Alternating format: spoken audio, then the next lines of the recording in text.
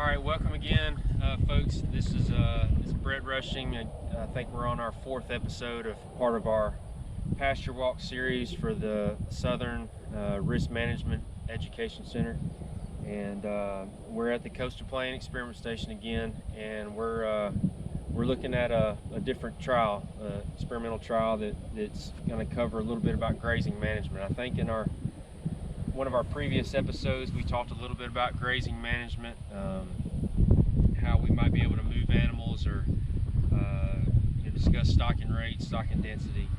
And this trial that we're going to discuss today and kind of walk through, we'll actually do a little bit more walking today, but this trial is focused on grazing management and how we move our animals, how we rotate our animals impacts forage utilization, and ultimately impacts the quality and the yield of the forage that they're actually grazing. And hopefully we'll be able to see how that might impact the number of grazing days and how efficient we are from a grazing perspective. And if you think about the typical southeastern cow-calf enterprise, unfortunately it's very inefficient when we talk about forage utilization. And so when I say forage utilization, that's having a set stocking rate or stocking density depending on your situation, and how efficient we are at grazing any given pasture, any given paddock. And so this trial is designed to help us make comparisons between grazing management strategies. And so what we have is 2-acre paddocks, so 2-acre pastures, and those are replicated. Each treatment is replicated 3 times. And so what we have is 3 treatments. Those treatments one is continuous graze, so we're actually standing in a continuously grazed treatment. The second treatment is a 7 rotation treatment, so basically every 3 days. So you're looking at grazing any subdivided pasture once every 21 days, or for three days out of 21 days. And then we have a 7-day rotation, which those pastures are rotated once a week. So they're divided into 3 paddocks. So in a 2-acre paddock, you've got 3 subdivided pastures, and so those animals are on each one of those subdivided paddocks for 7 days at a time, and then they're rotated 7, so 21 days. And what we're doing is we're measuring forage quality periodically throughout each rotation, and then we're measuring forage yield. And then we're also just evaluating body condition. These are all bred cows that are about 1,250, 1,300 pound average weights. And you can see 2 in this 2-acre paddock, so we're stocking at about a cow per acre. So you're looking at about a 1.5 animal units per acre, close to 1.5. And so we're just going to kind of walk and just basically visually try to show you some of the differences. And we're like I say, we're in the continuous grazed treatment. And so just when we think about efficiency, in terms of how, you can notice this cow grazing, what percentage of the forage stand is she actually consuming, and how does our grazing management impact the percentage of what she's actually got out there, and how efficient is she, or more or less how efficient are we in terms of utilizing the forage, in terms of fertilizing, weed control, making sure that what she has out there is something that she's actually going to consume, but then matching our grazing management practices with what we expect them to utilize. And so typically, if you were to just say continuously graze, we're just going to take this group of cows and we're going to release them, we could expect somewhere hopefully between 40 and 50% utilization. So that means we're grazing half of what's out there, and then we're leaving half. Okay, and that's kind of a rule of thumb. But in a Bermuda grass setting, it's really hot, got a lot of moisture, rainfall, we're growing a lot of grass. Oftentimes we want them to be a little bit more efficient to kind of capitalize on that, those generous amounts of growth that we have during the grazing season. So we might want to increase that efficiency to maybe 60 or 70%. And so grazing management allows us to confine these animals to smaller portions of the field and forces them to graze areas where they typically wouldn't choose. So if you look at this field, so right here, and these are all Bermuda grass pastures, but right here you've got some crabgrass, you've got a little bahia grass, and you can just tell by looking down this line where they have really focused on grazing this really heavily. Okay, the stand is a lot shorter, the crabgrass has all been grazed down really short, but then you just look right next to it and you've got some areas that have been relatively untouched. You've got some foxtail that's kind of grown up and matured. It's kind of preventing them from getting down into this canopy, and you've got a fair amount of grass, but this foxtail, because it's kind of got a little bit mature, they're just not selecting this area of the field, and they're going back to areas like right here where you've got crabgrass and Bermuda grass. They've kind of, by grazing, they've kind of kept that clipped a little bit close, and so the regrowth is a little bit more palatable, a little bit more nutritious, whereas this stuff that's gotten a little bit taller and a little bit more rank, they're just basically avoiding that and they're not grazing it. And so what we're wanting to do is to try to eliminate these ungrazed areas through our grazing. You can kind of get out here in the middle of this field and you can see where you have these clumps and spots where they have just avoided grazing. You've got this center where we've got kind of a drainage right here in the middle, but they have more or less avoided it because we've got a good amount of foxtail. And so you've got plenty of Bermuda grass underneath this canopy, but they're just avoiding it. And so that's kind of the deal behind grazing management, is trying to subdivide these pastures to where they don't get this mature. We're wanting to essentially force these animals to consume this forage, and then any type of regrowth would be that lush, more palatable regrowth, but it doesn't have a chance to mature. And we all know as grasses mature, they become a little bit poorer in quality. You've got the chance for weeds to kind of come into the composition and begin to dominate. And of course, you know, as foxtail, we've got a really bad problem in a lot of our pastures in this area with foxtail.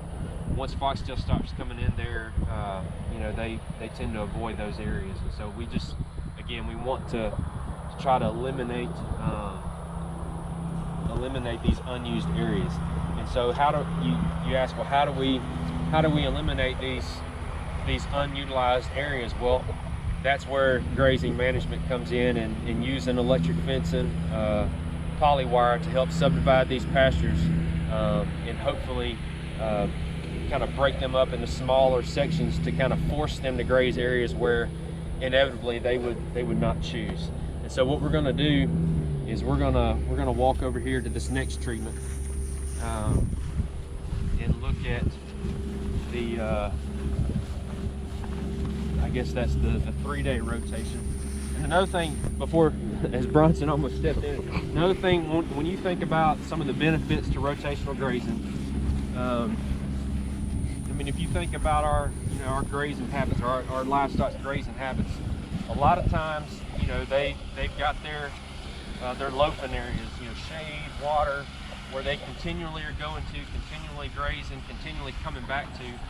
Whereas when you subdivide these paddocks, another thing is you're redistributing their manure, and hopefully increasing some of your innate soil fertility, because about 70 to 80% of the nitrogen that's consumed in our forages is returned back to the ground. And so by confining them into these smaller areas across a more uniform pasture, hopefully we're redistributing those nutrients a little more uniformly, as opposed to just confining them into these loafing areas, or around shade trees, or around watering sources. And so that's just another added benefit of rotational grazing. So as we make our way to this second treatment, we're actually, today is one of the days that we're going to be moving these animals.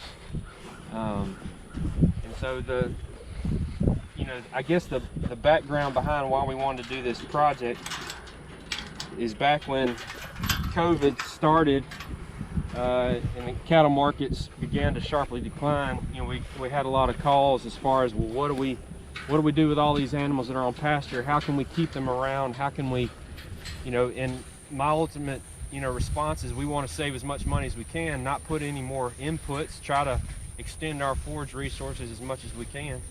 And one of the easiest ways to do that is through just improved grazing management. And so we're not wanting to increase fertilizer expense, input costs. We're not wanting to get rid of any animals. We're just wanting to improve our efficiency. All right, so what you're looking at right now is, so we have divided this 2-acre paddock into 7 smaller paddocks. And so what we're doing is, in each of these smaller subdivided paddocks, they get 3 days of grazing in each one of these subdivided paddocks. So if you take 2 acres and divide it by 7, that's roughly the amount of square footage you get. And so this side was grazed 3 days ago, and so there's a little bit of regrowth. But the main thing I want you to look at is the utilization of this pasture. You've got a lot fewer spots that are unutilized compared to the 2-acre paddock that we were just in. And if you look at the one that they were just in, that they're getting moved off of today, there's relatively 0 unused portion of this field. Everything has been clipped on, everything has been stepped on, worked at, grazed on. And so this, in terms of utilization now, and one thing you got to remember, when I talk about utilization, we're not grazing completely down to the ground. We're not grazing below that recommended 3 to 4 inches. They're still grazing it to our recommended heights. It's just we're utilizing the entire field as opposed to just certain areas. And so what we're going to do today is we're taking the animals off of here, and then you'll come over here. And these are relatively small areas, especially for 2 animals, but they're only on there for 3 days. And you can see, you can look down the fence line and just notice the color change. So the last time they were on this field was about 21 days ago, and you can see the green lush regrowth that's in this pasture versus the brown area on this side where they're just now leaving, where they've just grazed. And so these animals have been trained. They're already waiting on us. They know that today we're getting ready to move them, and they're looking forward to being on this new growth. And so the next time that they're actually on this field will be roughly about 18 days before they come back. So you've got 18 days of regrowth, and at the top of the hill it's kind of hard to see, so they'll graze here for 3 days, and then we'll move them back to the other end of the field, and they'll progressively move their way down. And we've got about a 10-foot lane that allows them to go back to shade, go back to water, and so they're just progressively moving across this field, and we're just increasing utilization. So these fields kind of give you a little bit more background. So they were fertilized with 50 pounds of nitrogen back in May. We sprayed them with Pastora. These are all Bermuda grass hay fields, or pastures. We sprayed them with Pastora. We had a foxtail issue. We showed you that a while ago, and we tried to clean that up on the front end, and inevitably the foxtail is going to come back. But you can just notice, just in these 2 fields, just how much less foxtail is in this pasture, this 2-acre pasture, versus the one that we just looked at. And by increasing pressure across the field, you're preventing that foxtail from becoming as dominant as it is in that other field, where once it begins to grow, those cows basically refuse to go to those areas, and it allows those seeds to reproduce, to become mature.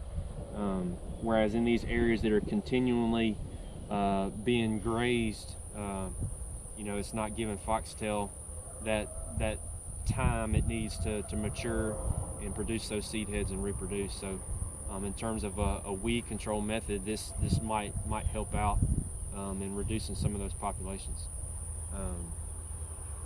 But we'll just stop there for today. But again, increasing grazing management, reducing or increasing your efficiency in some of these grazed areas is just another way to extend your grazing season, reduce the costs that are associated with maintaining our pastures, and just overall just improving your efficiency by simply subdividing your pastures and forcing those animals to go in areas where they typically wouldn't graze. And especially in times like now, where you know, market instability, uncertainty. You know, how do we extend our grazing season? How do we reduce costs? This is a great time to maybe try to adopt some of these more intensive grazing management practices.